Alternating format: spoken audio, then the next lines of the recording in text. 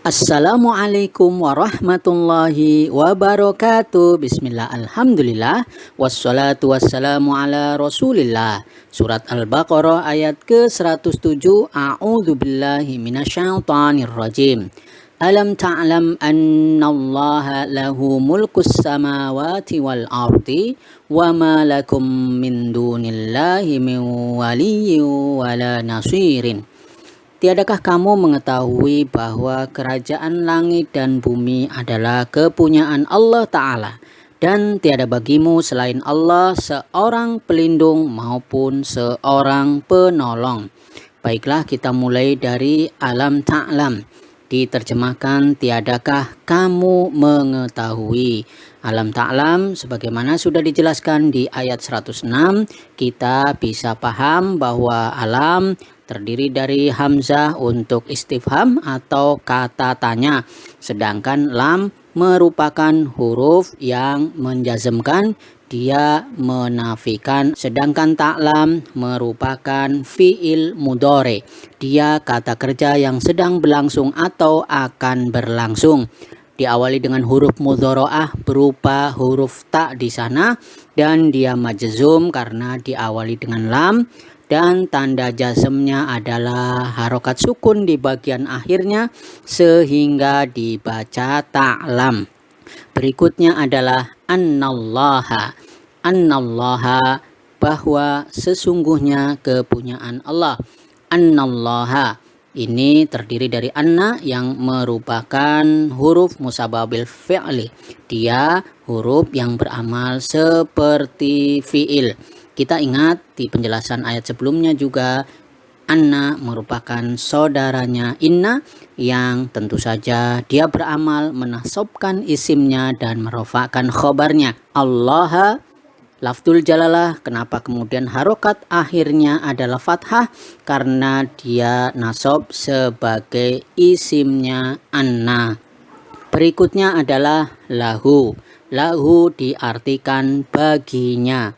Lahu merupakan susunan jar majrur. Dia masuk syibhul jumlah, dalam hal ini adalah jar majrur karena terdiri dari li dan alha di situ, yang tentu saja li masuk sebagai huruf jar, sedangkan alha di situ sebagai isim yang majrur. Tetapi kita ingat, karena alha di situ yang dimaksud adalah isim dhamir, tentu saja dia mabni, dia tetap, dan tanda jarnya tentu kita tidak bisa melihatnya di situ.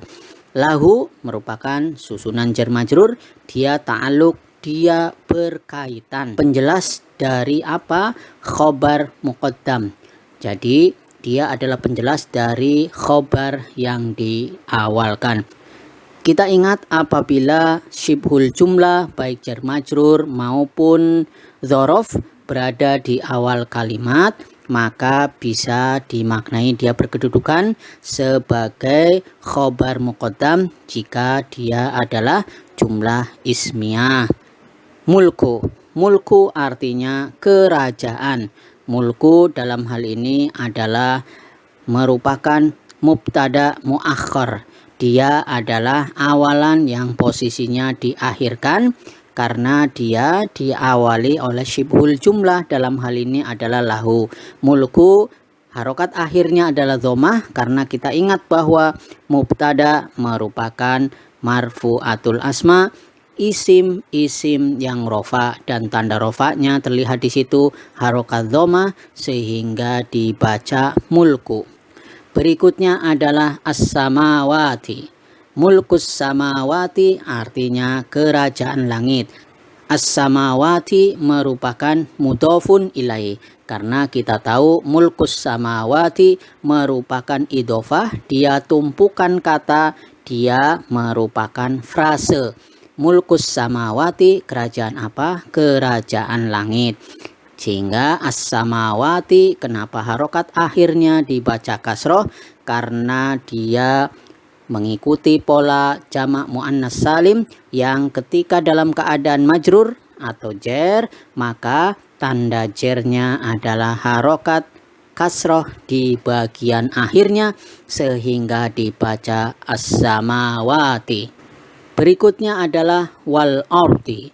Wal ardi artinya dan bumi. Wa di sini adalah wawu atof sehingga al ardi maktuf terhadap as-samawati. Ketika as-samawati harokat akhirnya adalah kasroh karena dia adalah isim yang majrur, maka al ardi juga mengikuti atau tabi terhadap apa yang diikuti, dalam hal ini as-samawati, sehingga harokat akhirnya dari al ard ini kita baca wal ardi. Wama diterjemahkan dan tiada. Wa di sini adalah wawu atof, sedangkan ma adalah ma nafiyah atau yang meniadakan, sehingga wama diterjemahkan dan tiada. Lakum. Lakum artinya bagimu. Lakum merupakan susunan jar majrur terdiri dari li sebagai huruf jar dan al-kaf di situ dengan mim yang menunjukkan jamak sebagai isim yang majrur karena didahului dengan li. Awalnya li, kemudian menyesuaikan menjadi lakum. Kum di situ dalam hal ini adalah isim domir, tentu saja dia mabni, dia tetap, sehingga mahalnya dia sebagai isim yang majrur, tetapi tanda jarnya tentu saja tidak terlihat karena mabni dan mabninya atas sukun di bagian akhirnya. Lakum tentu saja susunan jar majrur masuk sebagai syibhul jumlah, dia ta'aluk khobar muqaddam yang dihilangkan. Sekali lagi, kalau ada jumlah ismiyah yang diawali dengan syibhul jumlah baik jar majrur maupun dzaraf, apakah dzaraf zaman, kata keterangan waktu, maupun dzaraf makan, kata keterangan tempat, maka dia sebagai khobar muqaddam atau ta'aluk merupakan penjelas dari khobar muqaddam yang dihilangkan. Berikutnya adalah min duni. Min duni artinya dari selain. Min ini artinya dari, duni bisa diterjemahkan secara bebasnya adalah selain. Min duni merupakan susunan jar majrur terdiri dari min dan duni yang merupakan isim yang majrur karena diawali dengan min, sehingga kenapa dibaca duni, harokat akhirnya adalah kasroh karena dia isim yang majrur karena min, dan tanda jarnya tentu saja harokat kasroh di bagian akhirnya dibaca min duni.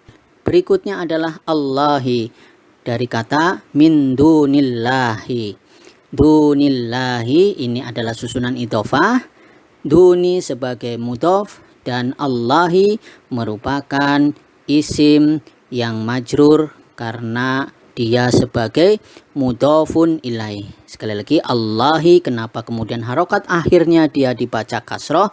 Karena Allahi merupakan lafzul jalalah yang berkedudukan sebagai mudhofun ilaih.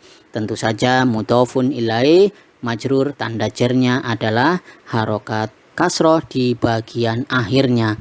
Sebagaimana sudah kita bahas, setidaknya ada dua susunan idhofah atau tumpukan kalimat atau yang kita kenal sebagai frase.